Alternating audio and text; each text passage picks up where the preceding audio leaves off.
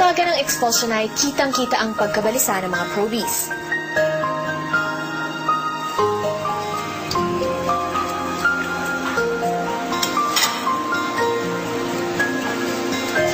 Jet, may kukunin kayo ni Shen sa loob. Sorry. Ay, may bago na. Wala ka mo ito. Tuloy pa rin ang pagbuhos ng mga komento at kritisismo.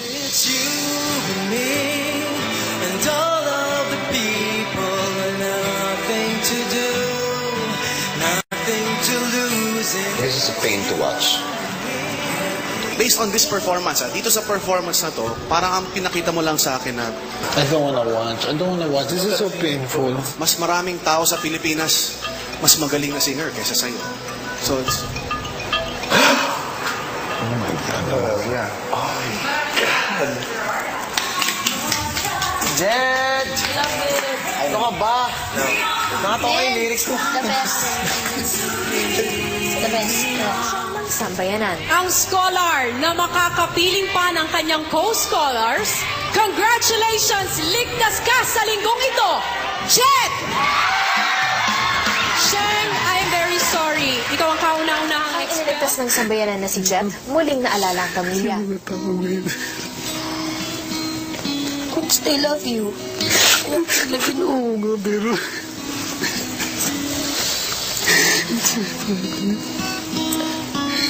What? Anong iniisip? Mas excited ako lumabas. Iya ako sa mga tao na boto sa akin, pero sana may tindihan nila. Alam ko, gusto pa ako mag-stay ng mga fans. Pero, nasa isip ko, araw-araw, hindi ako nagiging kompleto. Kaya sinabi yung kasi, hindi ako sobrang tuwan-tuwa kasi nasa likod ng utang yung pamilya.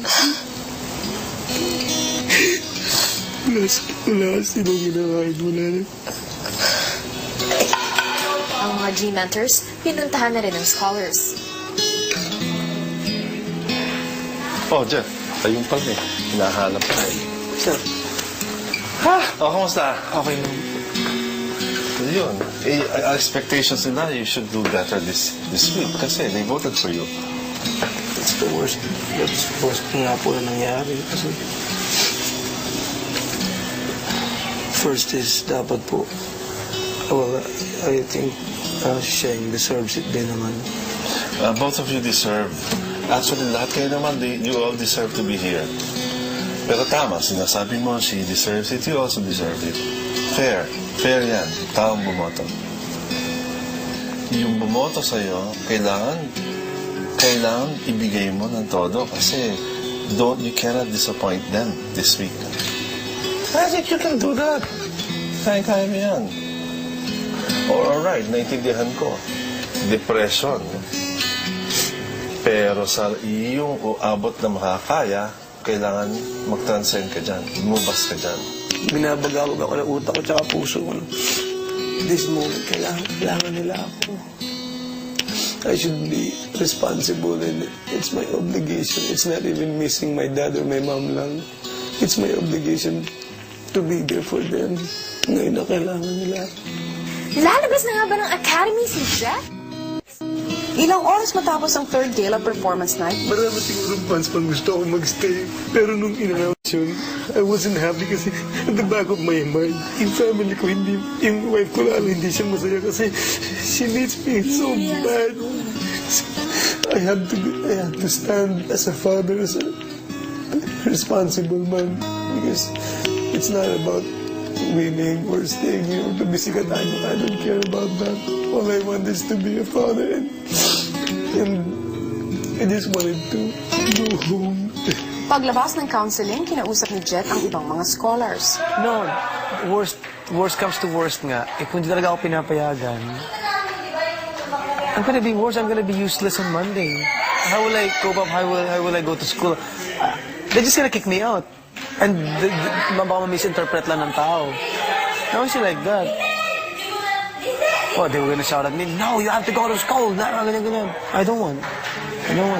So I cannot.